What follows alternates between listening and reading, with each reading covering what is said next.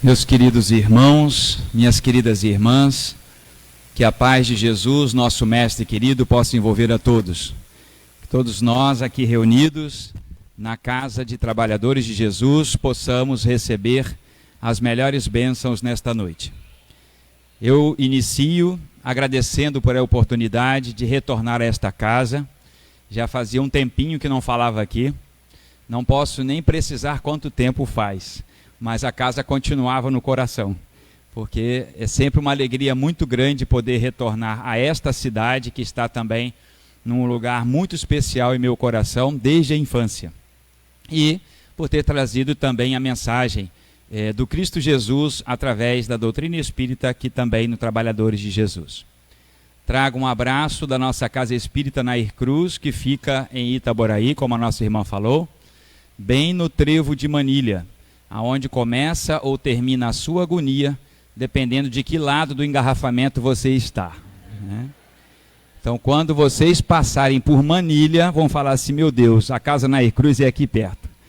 Porque todos que já tiveram a oportunidade de passar por ali, certamente já ficou preso em algum instante, não é mesmo?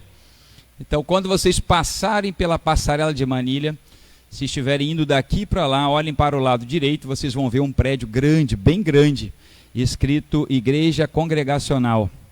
E atrás da igreja que fica o centro, viu? Então, é uma boa referência para nós. O pastor Valmir, não poderíamos ter melhor vizinho do que uma igreja evangélica, né, meus irmãos? A Igreja Congregacional. Quando vocês passarem no trevo de Manilha, indo para Niterói, a passarela de Manilha, olhem à direita, Igreja Congregacional. Atrás é a Casa Espírita Nair Cruz, viu? Sejam bem-vindos lá, também que quiserem nos visitar. E ao retornar neste mês, em especial o mês de janeiro, é aquele mês que eu não sei por que cargas d'água, as pessoas reclamam dizendo que o mês de janeiro demora muito a passar. Não sei para vocês, mas para mim está rápido até demais, né? Porque eu precisava fazer algumas coisas em janeiro, vai ficar para fevereiro, quiçá para março. E lá na casa nós adotamos também um posicionamento que ficávamos fazendo planejamento. Não, esse ano nós vamos resolver o problema, não sei o quê. Não, esse ano nós vamos resolver. Chegava o final do ano, não dava mais. Agora nós adotamos de janeiro, falar em décadas. Olha, nessa década nós vamos resolver este problema, porque aí fica mais fácil, ninguém fica sob ansiedade, pressão, essas coisas todas. E ao iniciarmos o ano, começamos a retomar alguns planos de fato que deixamos passar, que às vezes o tempo passou tão rápido também e não deu para fazer aquilo que gostaríamos de ter feito no ano anterior. Então ficamos meio que reprogramando algumas coisas, reavaliando outras que fizemos, mas sempre buscando melhorar a nossa performance espiritual aqui na Terra. Porque conforme a frase que está aqui atrás, é progredir sempre. Este é o caminho de todos nós. A doutrina espírita nos esclarece que, diante de tantos desafios em que estamos passando, e temos a referência dos espíritos, e Allan Kardec é que nos chama a atenção disso no livro A Gênese, quando ele fala da nova geração, e antes um pouco ele fala do são chegados os tempos. Muitas vezes ficamos imaginando que a transformação, ou esse processo de transição no qual nós migramos do mundo de provas e expiações para o mundo de regeneração, ele se dará de uma forma assim como se estivéssemos passando por um portal.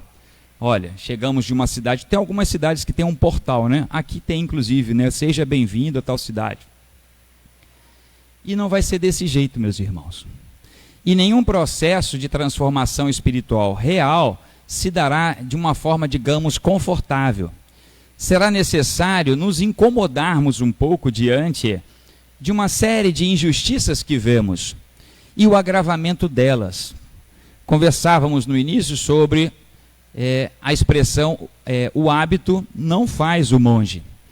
Aquela expressão antiga que quer dizer o seguinte: não adianta você dizer se é dessa ou daquela doutrina religiosa se você verdadeiramente não está conectado com o mais alto. E estar conectado com o mais alto é praticar a caridade, a fraternidade, é entender que o processo ele é doloroso, pode ser moroso, mas que depende única e exclusivamente de cada um de nós. E quando eu falo cada um de nós, eu não falo somente das individualidades, mas da coletividade que nós formamos quando nos orientamos para a melhora dentro de um contexto de transformação universal. Cada um de nós é uma porção deste todo que, reunido, contribuirá para a melhoria do próprio todo. Então somos nós os responsáveis. E embora por vezes pareça que o mundo está de cabeça para baixo, ele não está. O que talvez esteja acontecendo nos tempos atuais é que temos a velocidade da informação e a quantidade de informação que somos bombardeados o tempo inteiro. E por isso precisamos nos educar. Precisamos cuidar para não entrarmos no processo de ansiedade, porque cada hora chega uma notícia diferente. Se nós ficarmos com os nossos aparelhinhos conectados e se entrarmos, daqui a pouco nós esquecemos da própria vida. Porque ele vai nos conectando a uma coisa, que conecta a outra, que vai lembrando da outra. Quando vê, já passou a hora de jantar, de almoçar, de dormir. E você se vê, quando vê, amanhece o dia e você está, meu Deus, eu não vi o dia amanhecer. Por conta da carga de informações que nós estamos tendo. Mas, como qualquer instrumento na trajetória de progresso humano, a própria tecnologia da informação e comunicação que conhecemos tem sido mal utilizada em muitas situações. E tem-se utilizado uma expressão na língua estrangeira que até fica simpática. Fake news. Não é? Fake news. Só que fake news é a boa e velha mentira. Quer dizer, mais velha do que boa, né? Porque a mentira, ela é uma coisa que vai sempre nos conduzir para a falência espiritual. Então, nos tempos atuais, somos convidados, nós, cristãos espíritas, a pensarmos de fato naquilo que estamos esperando enquanto continuidade da nossa vida aqui neste plano. Se somos reencarnacionistas, vamos lembrar que, se não cuidarmos deste planeta, mas daqui a pouco, quando nós retornarmos, como é que nós vamos suportar a vida dentro dele? Porque muitos também, quando estudam a doutrina espírita de forma rasa, vai sempre dizer assim, mas na próxima vida eu resolvo. Todo mundo já deve ter ouvido falar isso, né? Na próxima vida eu resolvo, na próxima vida eu resolvo. Resta saber se você vai ter consciência, capacidade intelectual, estará vivendo num espaço que vai lhe dar a opção de optar novamente. Porque enquanto está a caminho, vai nos lembrar Jesus, concilia-te com teu adversário. Para que diante do juiz, não seja você o condenado. Porque vai depender da quantidade de defesa e de acusação que estará do seu lado. E às vezes, as injustiças poderão acontecer porque você não fez a lição de casa. Que é ser fraterno, ser caridoso, acompanhar a evolução do mundo, mas sem se deixar envolver pelo mundo, como o próprio Paulo já nos afiançava. É estar no mundo, mas não ser deste mundo.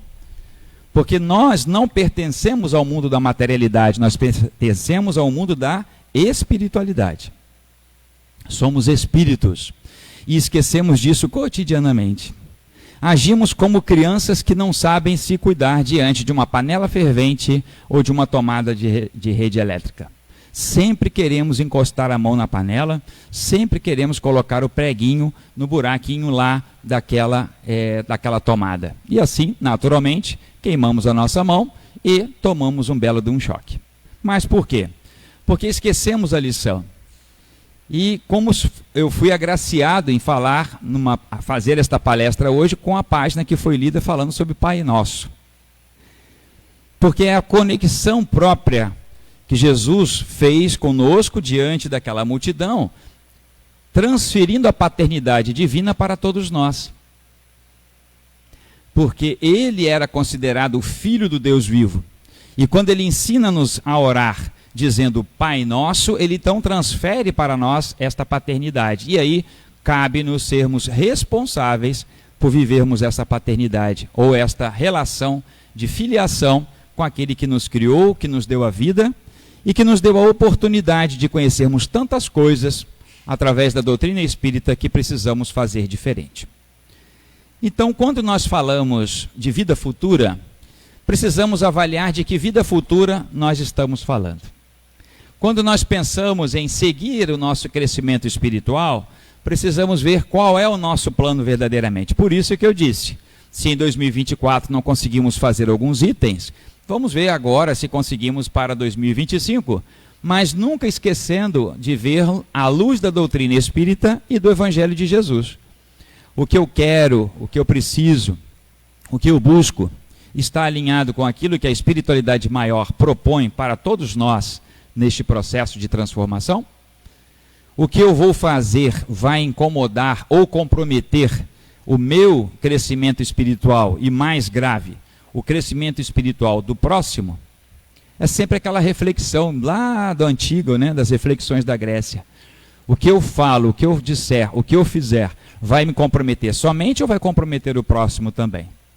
Porque apesar de nos comprometermos e isso vai atrasar o nosso processo de evolução, a agravante é maior ainda quando eu não só atraso a minha vida, mas também atraso a vida da outra pessoa. Porque nós, meus irmãos e irmãs, quando levantamos o título de espíritas, levamos juntos o título de cristãos. E quão necessário tem sido darmos testemunho verdadeiro do cristianismo, do que o cristianismo é verdadeiramente. Porque ainda há irmãos e irmãs que estão muito associados à teologia da prosperidade, seja qual for.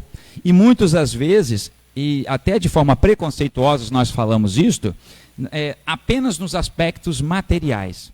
Mas quantas vezes nós também nos deixamos envolver pelos sentimentos de vaidade e que nos comprometemos também acreditando que no futuro nós também receberemos uma grande monta espiritual, podemos dizer assim, um grande baú repleto de bônus horas, podemos imaginar, por conta de acharmos que não estamos fazendo mais do que a nossa obrigação quando ajudamos aqueles que estão carentes. Então, o Evangelho segundo o Espiritismo traz-nos, logo no seu início, no capítulo 2, uma reflexão a respeito de que vida futura nós verdadeiramente queremos. E não poderia ser outro a nos chamar a atenção desses aspectos que além de Jesus Cristo. Não existe outro. Então ele, ao ser questionado por Pilatos, e talvez tenha sido nos momentos mais dramáticos da passagem de Jesus aqui na Terra, e dia desses, estudando lá na casa também, nós refletindo, pensamos que Jesus não veio para ser sacrificado, porque ninguém nasce para ser crucificado nesta vida, minha gente. Ninguém nasce. Ninguém nasce para sofrer, ninguém nasce para se perder nesta vida. O que nós acreditamos é que nós, não é o caso de Jesus, mas aqueles que de nós condenamos a Jesus, condenamos pela má utilização do nosso livre-arbítrio. Armamos de tal forma que parece-nos que o Pôncio Pilatos é que é o responsável da situação, mas na verdade era um sinédrio que estava ali por trás, esquematizando para que Jesus fosse condenado. O próprio Pôncio Pilatos, ao lavar as suas mãos, tira a sua responsabilidade indireta, ou melhor, direta, e que indiretamente ele se comprometeu, mas aqueles que estavam ali na multidão, que optaram por Barrabás ao invés de Jesus, tornaram-se certamente cúmplices daquele todo desenrolar que viria mais ali para frente. Então Jesus não nasceu exatamente para ser crucificado, Jesus nasceu para trazer-nos o novo mandamento, que é o mandamento do amor. E ele trazendo esta lei de amor para todos nós, não só falou, como também exemplificou. Então essa foi a grande contribuição. Porque ele poderia ser crucificado e essa crucificação não nos representar absolutamente nada. Porque ele, dando provas disso, no terceiro dia ressurge, primeiro para Maria de Magdala, que talvez tenha sido a pessoa que teve a honra de ter a informação ou a mensagem mais extraordinária que nós poderíamos ter. Ele vive. E depois se apresenta para os seus discípulos, para os seus apóstolos, e ali fica ainda por cerca de 40 dias caminhando entre eles. Então, observemos que nós precisamos entender de que vida futura nós estamos falando. E Jesus, então, ali naquele intervalo, ao ser questionado por Pilatos se ele seria rei dos judeus, e aí é importante lembrarmos aquela inscrição que vai sobre a cruz de Jesus, né, que queria dizer o quê? Jesus Nazareno, rei dos judeus. Porque era uma forma de mostrar o poder de Roma naquela época. E a cruz, meus irmãos e minhas irmãs, era a morte mais vexatória que poderia ter naquela época. Você queria denegrir a imagem de uma pessoa, era colocá-la numa cruz. Que depois, como se diz, né, o tiro saiu pela culatra. Por quê? Todo mundo queria morrer crucificado, porque a cruz passou a ser o símbolo de redenção, exatamente o contrário. Então, ao ser questionado sobre isso, Jesus também vai dizer que o seu reino não é deste mundo, e por isso ele não era rei dos judeus. Ele diz, o meu reino não é desse mundo, porque se fosse desse mundo, a minha gente já teria demandado contra este poder e eu já teria ido embora. Mas também esse não era o objetivo de Jesus. Jesus não queria mostrar pela violência, ou sair daquele ambiente pela violência. Vamos lembrar que ali, antes de ser preso, ele teve, né, aquele momento com os guardas, em que foi cortada a orelha de Malco, e ele recoloca a orelha de Malco novamente ao lugar, exatamente por conta daquela ideia de que ele poderia resistir à violência. E Jesus mostrou ser pacífico no momento que talvez tenha sido mais terrível, como eu disse, na sua passagem aqui pela terra. Ao dizer-nos isso, Kardec vai então fazer uma reflexão aqui no capítulo 2 do Evangelho segundo o Espiritismo, chamando-nos a atenção de que todas as palavras, toda a pregação, toda a vida de Jesus aqui na terra não teria sentido se a vida cessasse naquele instante da morte. Por isso que Jesus pregava não somente para aquele povo que estava ali, mas pregava para toda a humanidade e em todos os tempos. Por isso vemos que toda a sua palavra, todas as suas expressões, todo o seu amor, toda a sua dedicação jamais passarão. Então, quando Kardec faz a reflexão a respeito da vida futura, chama-nos ao pensar cotidiano de que vida futura nós estamos esperando. É natural, meus queridos irmãos, minhas queridas irmãs, que todos nós trabalhemos pelo nosso aprimoramento intelectual. Então é importante que estudemos, é importante que busquemos uma vida mínima de equilíbrio material, que a gente possa ter um espaço para repousar, que a gente possa ter a nossa casa, o nosso espaço. Se puder ter um veículo, bem, se não puder, não tem problema. Não criarmos essas expectativas que às vezes, como falava no princípio, que o excesso de comunicação nos faz acreditar que a pessoa só é feliz se tiver isso, se morar ali, se morar acolá, se tiver tal forma e todo pensamento, ou usar esse ou aquele celular, ou usar esse ou aquele veículo, ou formar nessa ou naquela universidade. Não necessariamente, porque se eu estou na vida apenas para as conquistas materiais, eu não entendi absolutamente nada daquilo que foi falado por Jesus e pela doutrina espírita. Eu posso estar nesta vida e ter bens materiais e que esses estejam a favor da caridade e da fraternidade. E que eles não sejam meus dominadores. Que eu não seja escravo daquilo que eu tenha ou do desejo de ter alguma coisa. Porque hoje vemos, principalmente muitos jovens, sofrendo com depressão inclusive, por conta de não ter aquela, entre aspas, e muitas aspas, tida como vida ideal, como objeto de uso ideal, como aquele que fica na moda. Então isso compromete-nos o desenvolver espiritual, porque criamos essas expectativas materiais, e não serão elas, meus irmãos, que vão fazer com que nós possamos evoluir espiritualmente, salvo se soubermos utilizá-las. Então eu posso ter o celular da melhor tecnologia, eu posso ter o veículo da melhor tecnologia, posso ter um excelente trabalho, desde que tudo isso esteja para a obra do bem e da caridade e da fraternidade. Eu posso também não ter nada disso e ser um grande destruidor de lares, perversor de vários pensamentos, utilizar-se até mesmo daquilo que a doutrina espírita traz. Aí eu faço a minha interpretação e faço dela uma propagação equivocada. Então, o que nós precisamos entender é que somos cidadãos infinitos. Fomos criados simples e ignorantes, mas com uma perspectiva de alcançarmos o grau máximo de evolução que nos será possível, chegando à condição, pelo menos aqui nós sabemos, de espíritos puros. Porque lá no Livro dos Espíritos, nas questões 100 a 113, nós encontramos a escala espírita, que Kardec vai nos alertar dizendo que ali é uma forma didática de entendermos este processo, mas que não são caixas isoladas. Então, olha, esses espíritos estão aqui encaixotados, esses aqui estão encaixotados. Não. Quando nós estudamos, nós vamos observando que em algumas dessas categorias já vemos elementos da outra mais evoluída, vemos alguma coisa da mais anterior, mas sempre num processo de movimento, ou seja, nós somos este processo contínuo de transformação. E Kardec vai nos alertar, e os espíritos também vão dizer, que ali é apenas aquilo que nós conseguimos compreender até agora. Acima daquilo ali ainda vai muito mais coisas que a gente não é capaz ainda de compreender. Mas, como referência então, espíritos puros.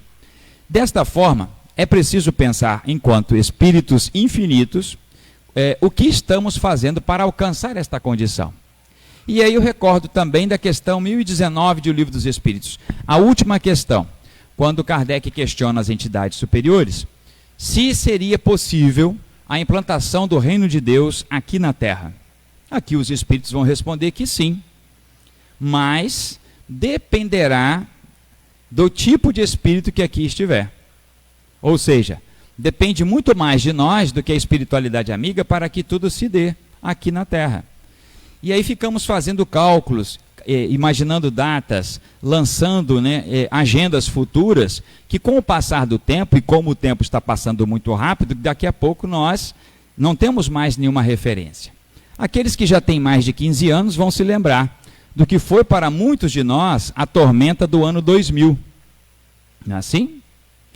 E aí escutávamos a voz grave do Cid Moreira, que Deus o tem agora na luz. Mas aquela voz imbatível, podemos dizer, todos nós passamos ali a infância, a juventude, adulto, e escutando aquela voz. E o ano 2000 era a referência que nós tínhamos, o medo que nós tínhamos do ano 2000 era uma coisa extraordinária, porque o mundo vai acabar no ano 2000. 1000 passarão, mas 2000 não passará. E aí começamos nós a comprar roupa para o final do mundo, não foi assim? Passou o ano 2000, não acabou. Aí remarcaram novamente o final do ano. Não, aí tiveram que recontratar o buffet, realugar o salão. Jogamos para 2012. Chegou no 12 de 12 de 2012, provavelmente teve irmãos que nem amanheceram naquele dia, não é mesmo? Tamanho era o medo. E aí depois os estudos foram dizer que o calendário na verdade parou ali, minha gente, porque o povo foi dizimado, Olha que coisa triste. Então não tinha como continuar o calendário.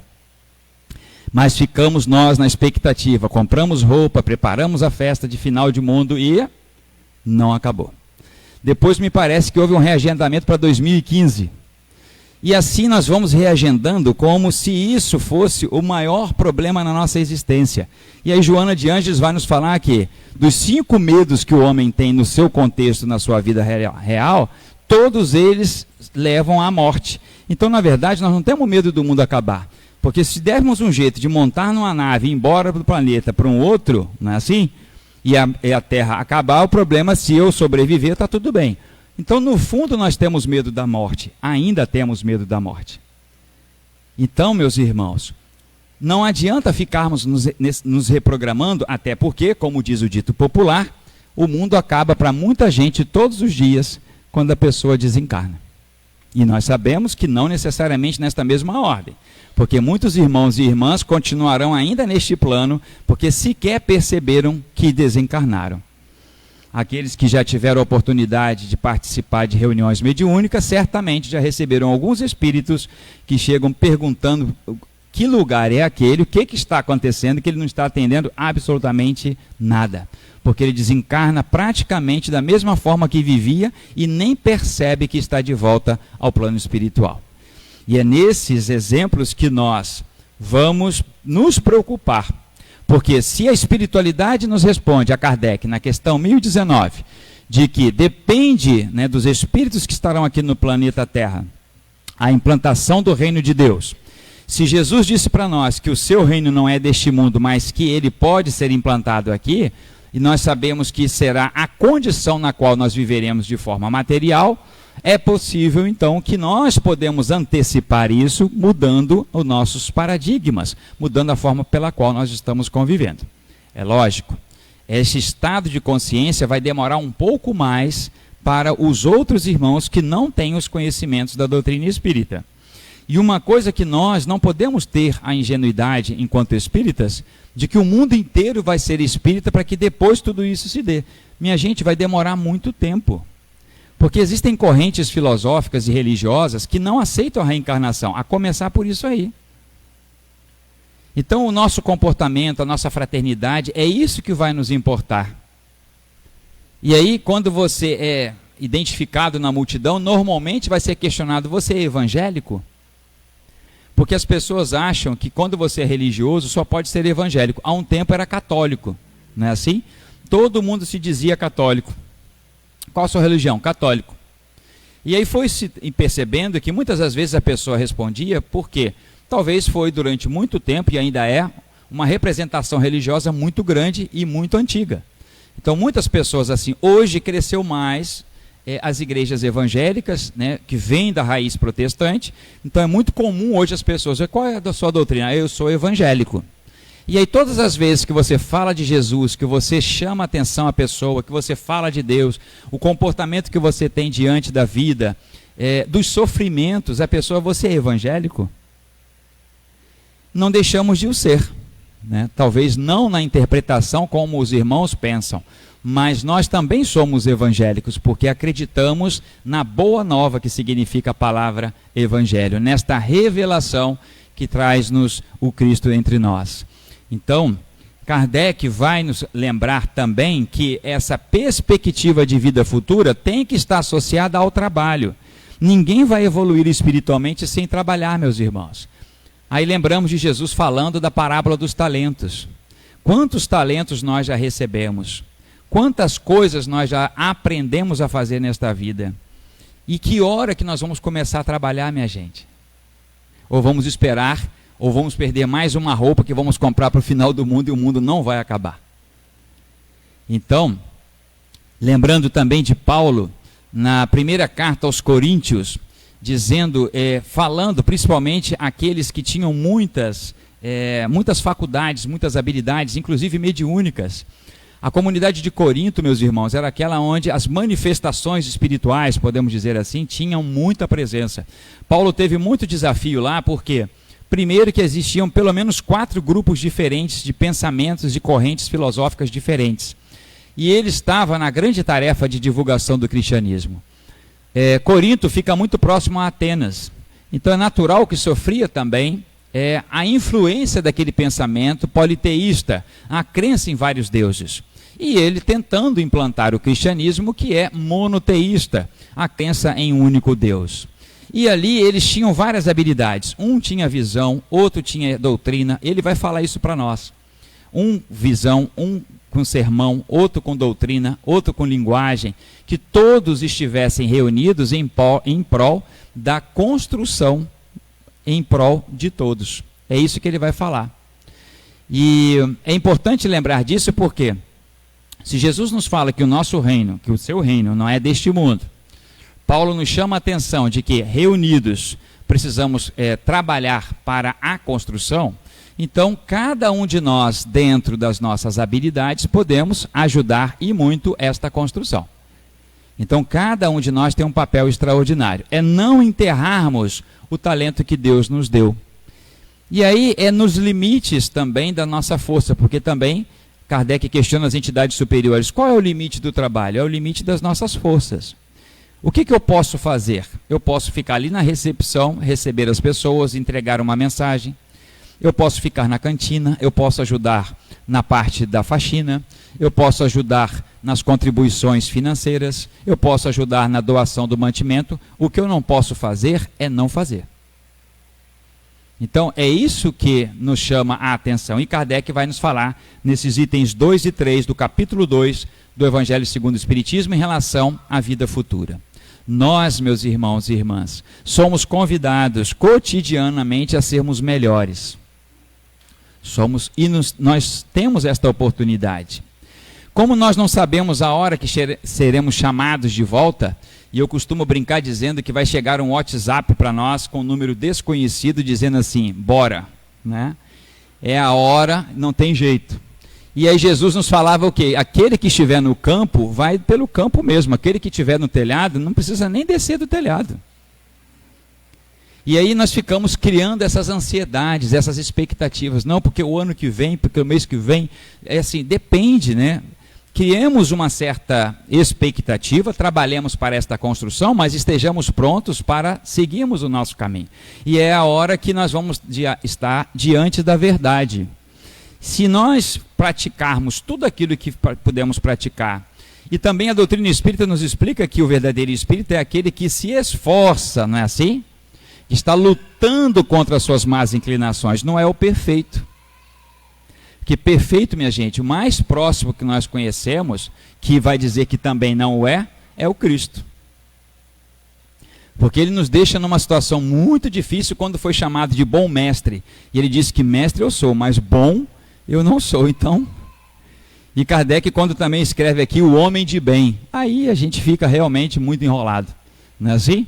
Mas é uma trajetória, por isso que nós reencarnamos para construindo a cada existência um pouquinho a mais daquilo que precisamos. Eu gostei da campanha ali do tijolinho, né? Todo dia nós temos que colocar um tijolinho de construção nesta torre de transformação que é a nossa vida. Para sermos luz, né? Por que eu falei torre? Porque quanto mais alta ela estiver, acho que aqui tem farol na cidade, né? Normalmente tem um farol. Então é essa a ideia, né? É você estar numa posição que esteja costeira de preferência para que não se erre a navegação e não venha causar acidente.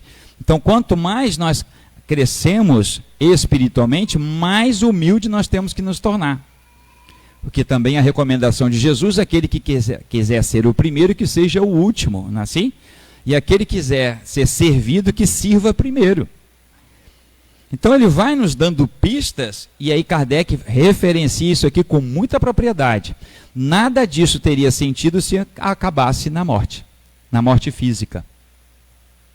Inclusive no livro O Céu e o Inferno, Kardec vai iniciar um capítulo dizendo por que os espíritas não temem a morte. E aí nós poderíamos botar com muito carinho e com todo respeito, né? Porque os espíritas não deveriam temer a morte, não é assim? Eu não sei se vocês conhecem o livro chamado Nossa Vida no Além, Marlene Nobre, doutora Marlene Nobre, Nossa Vida no Além. Ela escreveu um livro reunindo 500 casos de continuidade da vida em várias situações, que foram mensagens psicografadas por Chico Xavier. A doutora Marlene teve uma oportunidade de viver muito próximo de Chico, era amiga muito próxima e ali ficava observando aquelas reuniões. E aí a gente fica imaginando, aqueles que tiveram a oportunidade de conhecer o Chico Xavier de perto, né? Aqueles que eu não tive a oportunidade, mas os que tiveram, sempre diziam assim, que ao aproximar-se dele, você sem querer já começava a chorar. Tamanha era a emoção, né? E a vibração. E realmente devia ser uma ambiência extraordinária, né, meus amigos? E aí, dia desses, eu vi uma foto dele e com Dona Ivone e do Amaral juntos, né? Aí é brincadeira, né? Aí não tem quem chegue perto. Vocês imaginem ali como é que se diz, né? O séquito espiritual que deveria estar no entorno daqueles dois corações extraordinários que nós tivemos na doutrina espírita. Então, nesse livro, Dona Marlene vai relatar várias situações, a doutora Marlene Nobre, de comprovação da continuidade da vida. E aí são vários casos, inclusive alguns deles, mostrando aquele episódio do edifício Joelma, que depois inclusive virou um filme, né? Contando a narrativa do resgate daqueles irmãos de forma extraordinária. Não sei se todo mundo lembra, aí tem que ter um pouco mais de 15 anos para lembrar do Joelma, né? Mas é provável que vocês já tenham ouvido falar que foi uma das tragédias terríveis, né, que aconteceram no estado de São Paulo, um prédio que incendiou, e tiveram várias vítimas, não conseguiram ser socorridas, e daí é que começaram a vir as preocupações com as escadas de emergência, né, porque é sempre assim, depois é que a gente passa pelo aperto, pela dificuldade, que a gente vai começar a se preocupar. Então hoje nós conhecemos todos os prédios que têm as suas escadas de emergência, mas naquela época não tinha escada de emergência. E muita gente morreu por conta disso. E a narrativa vai contar que muitos, inclusive, foram buscando abrigo no teto do prédio, do edifício. E ela vai, através da mensagem, os espíritos estavam narrando que eles estavam lá em cima, era muita fumaça, o calor já estava ficando insuportável, e de repente eles perceberam a aproximação de uma que como se fosse um helicóptero, mas que tinha um formato um pouco diferente. E esses espíritos foram resgatados, socorridos no hospital, e um dos espíritos vai dizer que ele não estava reconhecendo, primeiro, aquele tipo de transporte, e também, ao chegar no hospital, ele não estava lembrando de que bairro era aquele hospital.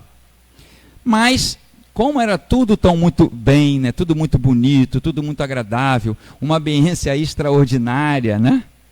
Pessoas, né, enfermeiros muito cuidadosos, recolhendo todos, as pessoas foram ficando ali tranquilas, né, digamos, acolhidas, mas elas já haviam desencarnado, minha gente, e não tinham dado conta sobre isto. E aí, resolvemos na nossa casa fazer um estudo deste livro, Nossa Vida no Além. E aí informamos, olha meus irmãos, a partir da próxima, assim como a nossa irmã estava falando aqui, olha, a partir de tal mês nós estaremos estudando a obra Nossa Vida no Além, que vai começar a contar a experiência de vários espíritos após a desencarnação. E aí nós tínhamos uma frequentadora da casa que arregalou os olhos. Eu percebi que ela ficou incomodada. E aí depois, mais intimamente, fui perguntá-la, mas eu percebi que você ficou um pouco incomodada, é porque eu tenho pavor da morte. E acreditem, meus irmãos, ela não voltou mais a casa por causa do estudo do livro. Então, por isso é que com todo carinho eu falo, né? Porque os espíritas não deveriam temer a morte. Porque nós não fomos feitos para durarmos na matéria, não nesta. Na verdade, nós somos feitos de pura energia, e que nos utilizamos da matéria relativa ao planeta que estivermos para, utilizando-se do perispírito, nos conectarmos com a matéria mais bruta, que é essa densa que está aqui. Mas esta, meus irmãos, ela vai voltar para a natureza, porque foi de lá que ela veio. Por isso que aquela expressão antiquíssima, né, que nós conhecemos, do pó viestes, ao pó retorna. Esta porção material, mas não a nossa individualidade, esta seguirá. Mas se eu não acredito nesta continuidade, o que será a minha vida futura senão um grande tormento? E aí, recorrendo ainda ao capítulo 2 do Evangelho segundo o Espiritismo, eu gostaria de compartilhar com os senhores uma mensagem muito importante e muito especial para todos nós. Nós que estamos em janeiro de 2025, estamos diante de vários desafios cotidianos. Estamos diante de vários conflitos internacionais.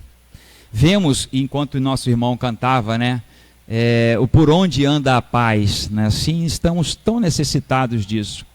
Mas nunca podemos esquecer que a paz do mundo começa em mim, não é assim? Como diz o cancioneiro. A paz do mundo começa em mim.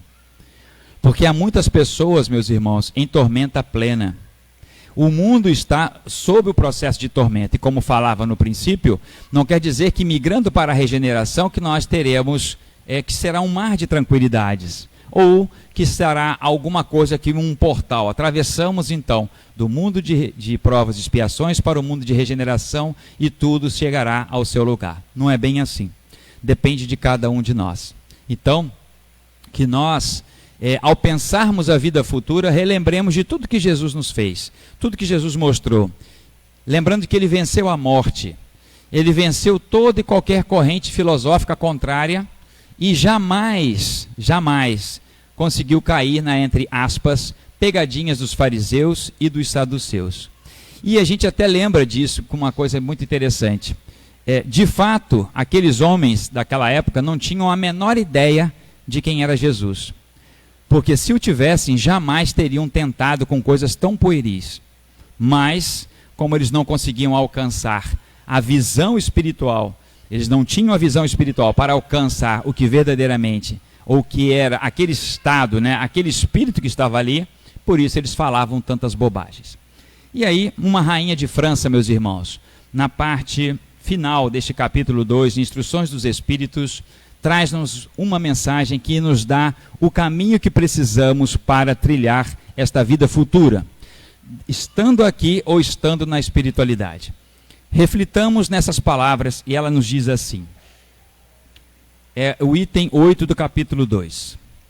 Quem melhor do que eu pode compreender a verdade dessas palavras do nosso Senhor? O meu reino não é deste mundo. O orgulho me perdeu na terra.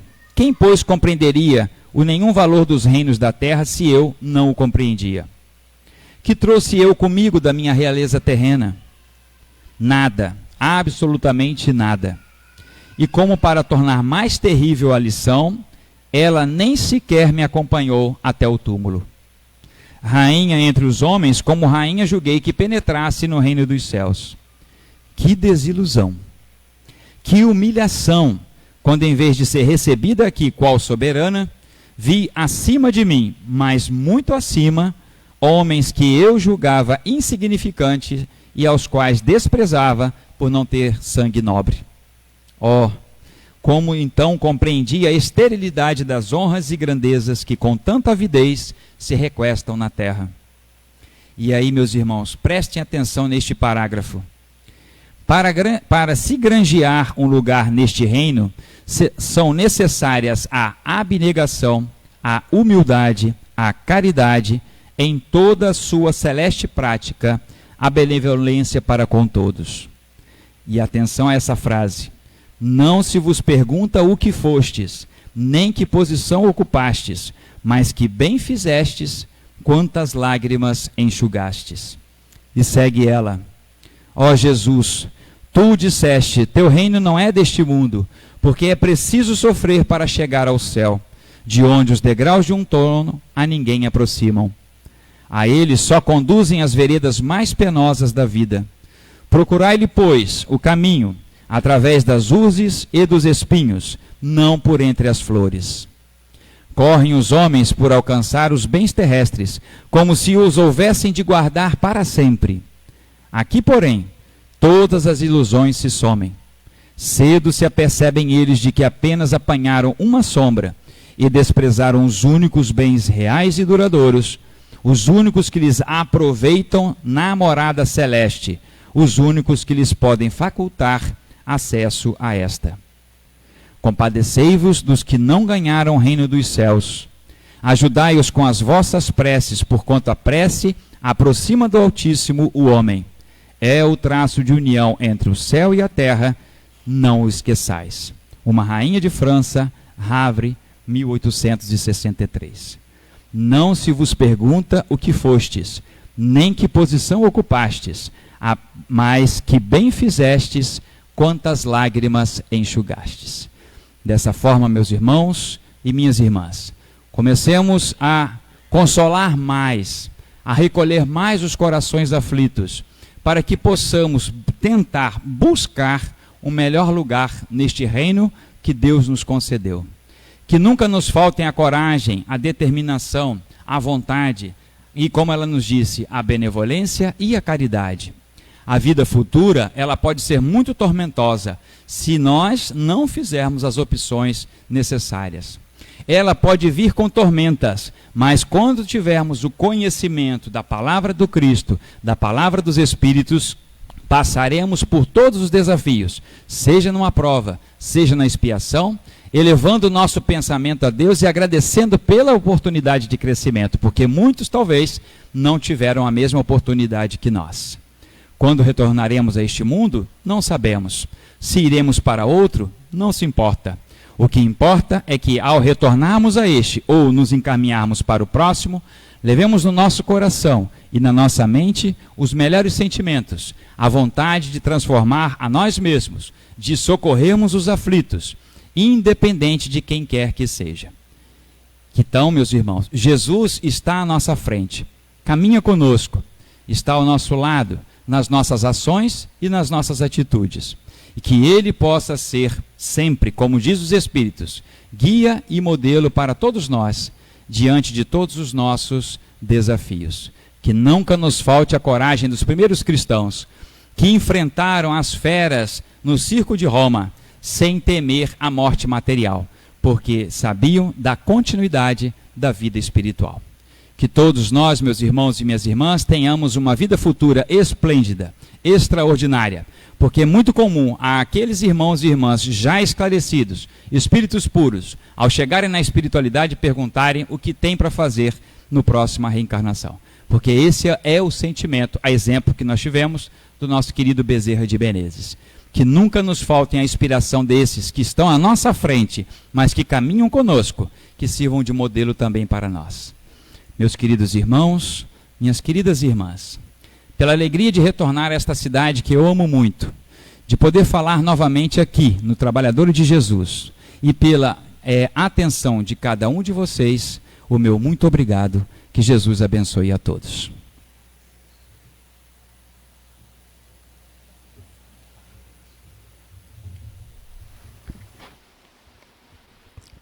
Uma hora nosso bilhete é carimbado, né, gente? Então vamos botar o que tiver de melhor na nossa bagagem, a partir de agora, de sempre. As crianças tomarão passe primeiro, tá? Com os responsáveis, elas não vão tomar sozinhas. Na próxima semana, o grupo Grita volta a ficar com as crianças no momento da palestra. Não é evangelização, tá, gente? É só um grupo que auxilia os pais enquanto, e até mesmo o barulho, né? Assim, vai dar atividade para eles, mas não é uma evangelização. A evangelização é no sábado, às 16 horas, que também retornará em fevereiro, tá? Nós seguiremos como passe, como sabemos, por fila, ok? E o André, agradecemos muito pelas palavras, pela palestra, vai encerrar a noite com a prece. Quem quiser conversar, confraternizar, aproveitem os espaços da casa, pechincha, bazar, cantina, livraria, porque a espiritualidade conta com a gente para a gente manter a vibração dos trabalhos, tá bom? Boa noite, gente. Que Deus abençoe todo mundo. Vamos orar.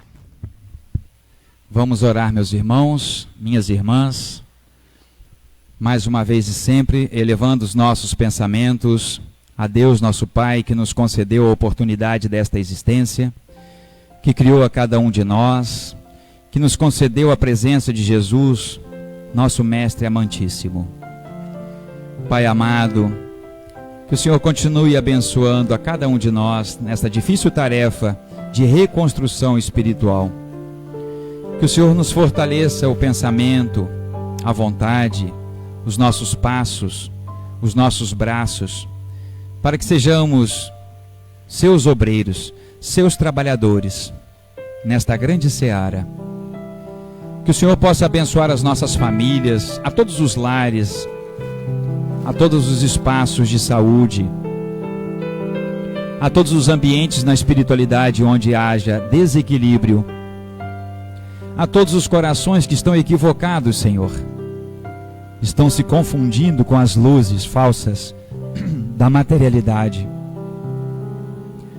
Que Jesus, Mestre querido, possa abençoar aqueles que se encontram acamados, aquele irmão ou irmã que vem à nossa memória neste momento, que está passando por tantos desafios, pelos desafios que nós enfrentamos nesta caminhada. Que a fé no futuro nos garanta a continuidade, o crescimento espiritual, mas acima de tudo a fraternidade. Fica conosco, Mestre querido e bondoso, nos conceda a sua paz, nos envolva em todos os instantes da nossa caminhada, que brilhe para nós a vossa luz e que ela se reflita em nossos atos, Que a sua luz siga conosco ao retorno aos nossos lares, e que esta semana seja uma semana de transformação, uma semana de renovação, em teu nome. Que assim seja, graças a Deus.